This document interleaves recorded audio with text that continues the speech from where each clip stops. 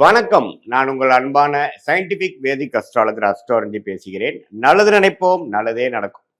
தொடர்ந்து நம்மளுடைய வீடியோஸ்லாம் பார்த்துட்டு இருப்பீங்க நம்புறேன். சயின்டிபிக் வேதிக் அஸ்ட்ராலஜி முறையில் அறிவு சார்ந்த விஷயத்தில் எந்தவித மூட நம்பிக்கையில் போகாமல், பரிகாரங்கள் அது மாதிரி விஷயத்துக்கு போகாமல் உள்ளது உள்ளவாறு நம்ம பார்த்து கொண்டிருக்கிறோம்.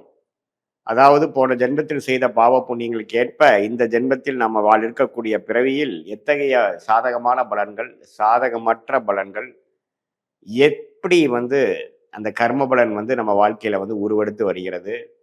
அதற்கு கிரகத்தின் தன்மை எவ்வளவு முக்கியமாகிறது. நீங்க பிறந்த நேரத்தில் இருக்கக்கூடிய கிரகத்தின் திக்பலம், ஸ்தான பலம், திக்பலம் பொறுத்து உங்களுடைய ஒரு கிரகத்தின் கர்மா கூட்டு கர்மாவாக உங்க வாழ்க்கையில நல்லது கெட்டதை எப்படி நிர்ணயிக்கிறது, உங்க வாழ்க்கையோட டைரக்ஷன் எப்படி கொடுக்குது, எந்த துறையில போகுது, எதுல ஜெயிப்பது, எந்த நேரத்தில் நல்லா இருக்கிறது, எந்த நேரத்தில் கஷ்டப்படுறதுங்கிறதுக்கு உங்களுடைய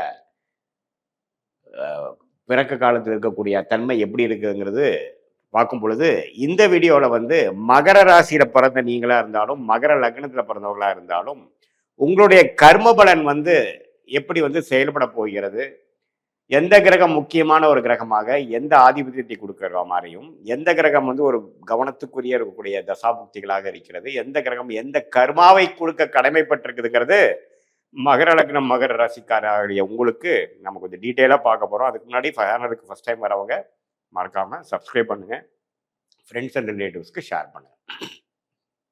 இப்போ பார்த்தீங்கன்னா மகர லக்னம் மகர ராசிக்காரர்களுக்கு மிகவும் முக்கியமான கிரகமாக சனி வருகிறார். சனிதான் ராசி அதிபதி, லக்னாதிபதியாக வருகிறார். சனி ஒரு நல்ல அமைப்பில் ஒரு நட்பு வீட்டில் ஒரு உச்சம் ஆட்சி பெற்று ஒரு திக்பலம் என்று சொல்லப்படுகிற குரு சுக்கிர பௌர்ணமி சந்திர தொடர்புகள் பெருமாயின் ஜாதகர் ஒரு நல்ல வாழ்க்கை வாழ போக கர்மாவில் பிறந்திருக்கிறாருங்கிறது நம்ம தெரிஞ்சுக்கணும். இதே சனி ராகுவாலும் செவ்வாயாலும் பாதிக்கப்பட்டு இருக்கக்கூடாத இடத்துல இருந்து கொஞ்சம் பாதிப்புள்ள அமைப்புல இருக்குமாயின் ஜாதகர் கொஞ்சம் கஷ்டப்பட இந்த பிறவி எடுத்திருக்கிறார். சில கர்ம பலன்கள் சரியில்லாமல் இருக்கிறது.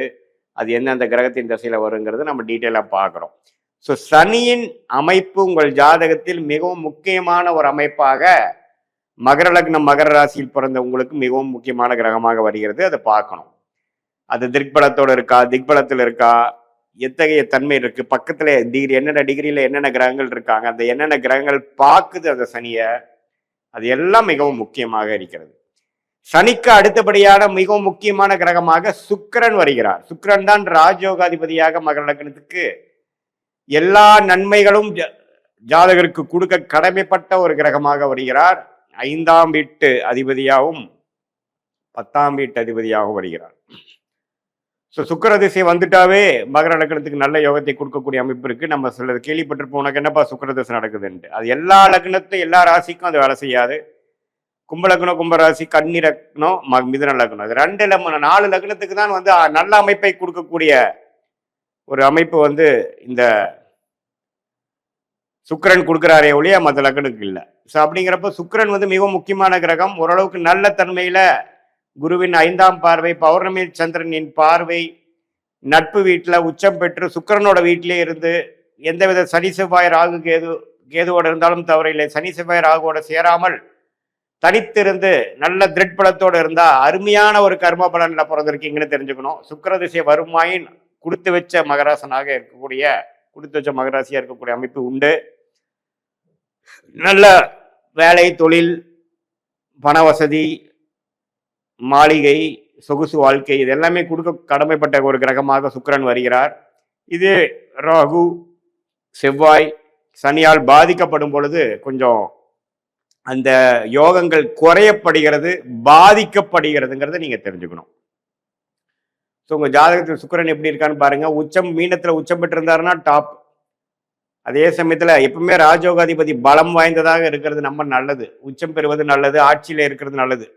நீச்சமா போய் நீச்ச பங்கம் இல்லைன்னா அந்த சுக்கிரன்ல ஒண்ணுமே இல்லாம சுக்கிரனின் காரத்துவங்களே வாழ்க்கையில இல்லாம போயிடும். சில பேர்லாம் பார்ப்பீங்க வாழ்க்கையில பார்த்தீங்கன்னா எப்பவே ஒரு மாதிரி சுமாரா இருப்பாங்க, பழையதை கட்டிட்டு ஒண்ணுமே ஒரு சுகம் இல்லாமல் எல்லாம் அழுக்குல இருக்கிற மாதிரியும் டர்ட்டியா, எந்த ஒரு கிளாஸ் எந்த ஒரு லெவல்லையும் ஒரு சுகாதார நிலையிலேயே இல்லாம இருப்பாங்க. அங்கெல்லாம் பார்த்தீங்கன்னா சனியோட கை தான் ஓங்கி இருக்குமே உடைய சுக்கிரனோட கை நீச்சமா போயிருக்கும். ஸோ உங்க ஜாதகத்தில் எப்படி இருக்குன்னு பார்த்துக்குங்க. அடுத்தபடி மிகவும் முக்கியமான கிரகமாக புதன் வருகிறார். புதன் தான் பார்த்தீங்கன்னா 9ஆம் இடம் பாகிஸ்தான் அதிபதியா வரார், 6ஆம் வீட்டு அதிபதியா வரார். ஸோ புதன் பார்த்தீங்கன்னா ராசி அதிபதி லக்ன அதிபதிக்கு நண்பராக வருகிறார். புதன் நல்ல 9ஆம் வீட்டிலே ஆட்சி பெறும் பொழுது அறிவு சார்ந்த விஷயத்துல, டெக்னிக்கல் துறையில, அக்கௌண்ட்ஸ், ஐடி, சாஃப்ட்வேர் அது மாதிரி விஷயத்துல போய் நல்ல கை தேர்ந்து வாழ்க்கையில ஜெயிக்கக்கூடிய அமைப்பு, பேரும் புகழும் வாங்கக்கூடிய அமைப்பு, வர்த்தகத்தில் ஜெயிக்கக்கூடிய அமைப்பு, ஸ்டாக் மார்க்கெட், டாக்குமெண்டேஷன் இது மாதிரி தகவல் தொடர்பு இதுல எல்லாம் ஜெயிக்கக்கூடிய அமைப்புக்கு பரிபூர்ணமாக உண்டு. சுக்கிரன் எந்த அளவுக்கு முக்கியமே, புதனும் ரொம்ப முக்கியம். மகர லக்னம் மகர ராசிக்காரர்களுக்கு புதன் வந்து ராகுவோட சேராம இருக்கணும், சனியோட தாக்கங்கள் இல்லாம இருக்கணும், குறிப்பா செவ்வாயோட சேரக்கூடாது. புதனுக்கும் செவ்வாய்க்கும் ஆகாது. ஸோ செவ்வாயும் கெடுவார், புதனும் கெடுவார். ஸோ இதுல தான் கர்மபலன் இருக்கு. புதன் பாதிக்கப்படாத புதனா நீங்க பிறந்திருந்தீங்கன்னா கர்மபலன் அருமையா இருக்குன்னு அர்த்தம். புதனின் காரத்தை உங்களுக்கு கை அப்படியே ஜாதகருக்கு கொடுப்பார்.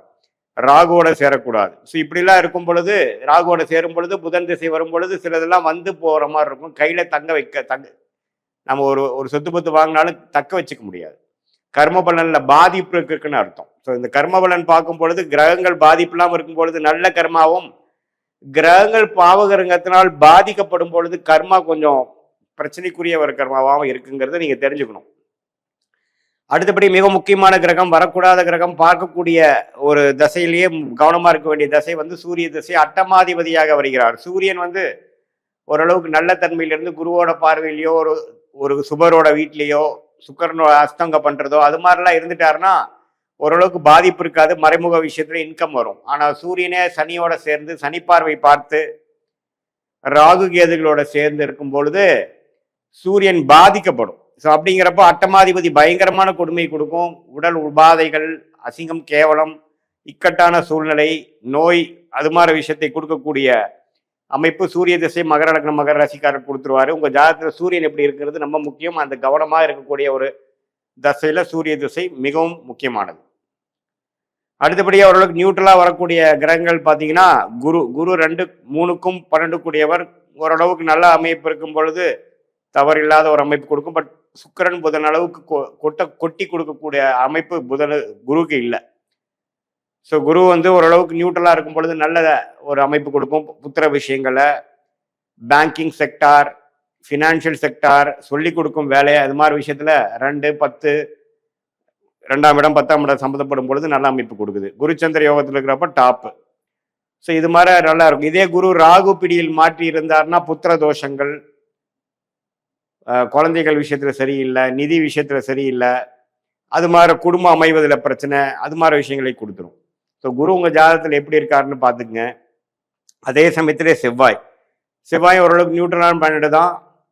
4க்கும் 11 கூடியவராக வரார். செவ்வாய் வந்து திருட்பலம் பெறும் பொழுது எந்தவித பாதிப்பும் இல்லாமல் பூமி, மெடிக்கல் அது மாதிரி விஷயத்துல நல்ல ப்ரொஃபஷனலாக ஜெயிக்கக்கூடிய அமைப்புகள் இருக்கு, தொழில ஜெயிக்கக்கூடிய அமைப்பு இருக்கு. இதே செவ்வாய் சனி ராகுவால் பாதிக்கப்படும் பொழுது பூமியில பிரச்சனை, இடம், வீடு, வண்டி, வாகனம், தாயார் இதில் எல்லாமே வந்து அவ்வளோ திருப்தியாக இல்லைங்கிற மாதிரி கர்மபலனை கொடுத்து விடுவார். ஸோ உங்க ஜாதகத்தில் செவ்வாய் எப்படி இருக்குங்கிறது பார்த்துக்கிறது மிகவும் நன்று. சந்திரன் வந்து உங்களுடைய மனைவி, பங்குதாரர்கள் அது மாதிரி விஷயத்தை குறிக்குது. சந்திரன் ஒரு ஒளி பொருந்திய சந்திரனாக நல்லபடியா இருக்கும் பொழுது நல்ல குடும்பம், நல்ல மனைவி, நல்ல தொழில் பார்ட்னர்லாம் கொடுக்கக்கூடிய அமைப்பு இருக்கு. இதே சந்திரன் பாதிக்கப்பட்டிருக்கும் பொழுது ராகுவோல் கேதுவால் பாதிக்கப்பட்டு 6ஆம் இடத்துல இருக்கிறது, கொஞ்சம் பாதிப்புல இருக்குதுங்கிறப்போ கண்டிப்பா பார்த்தீங்கன்னா அந்த குடும்ப விஷயத்துல நமக்கு வாய்ச்ச பார்ட்னர்ஸ், நம்ம மனைவியா இருந்தா கணவர், கணவனா இருந்தா மனைவி, அந்த அளவுக்கு சுபிக்ஷமாக நல்ல அமைப்பு இருக்காது. உங்க ஜாதகத்தில் சந்திரன் எப்படி இருக்குங்கிறது ரொம்ப முக்கியமானது. ஸோ இதுதான் வந்து ஒரு கர்மபலன் வந்து மகர லக்னம் மகர ராசிக்காரர்களுக்கு எத்தகைய ஒரு தன்மையை கொடுக்க போகுது, உங்க வாழ்க்கையில் எத்தகைய ஒரு தாக்கத்தை கொடுக்க போகிறது, என்ன கர்மா செயல்பட போகிறது அப்படிங்கிறத துல்லியமா நம்ம பார்க்கலாம். இதே உங்களுடைய ஜாதகம் பார்க்கும் பொழுது எந்த டிகிரியில ஒரு கிரகம் இருக்கிறதுலாம் வச்சு சயின்டிபிக் வேதிக் அஸ்ட்ராலஜி முறையில பார்க்கும் பொழுது உண்மையுமே நம்ம துல்லியமான பலன் எடுத்து அதுக்கு தகுந்த வாழ்க்கையில முடிவெடுத்து உங்க கர்மபலனை தெரிந்து அதுக்கு தகுந்த மாதிரி வாழ்க்கையை அமைச்சு வாழ்க்கையில வெற்றி பெறலாங்கிறது தெரிஞ்சுக்கங்க. இது ஒரு பொதுவான கர்மபலன் வீடியோ தான். மீண்டும் மற்றொரு காணொலியில் சந்திப்போம். நன்றி, வணக்கம்.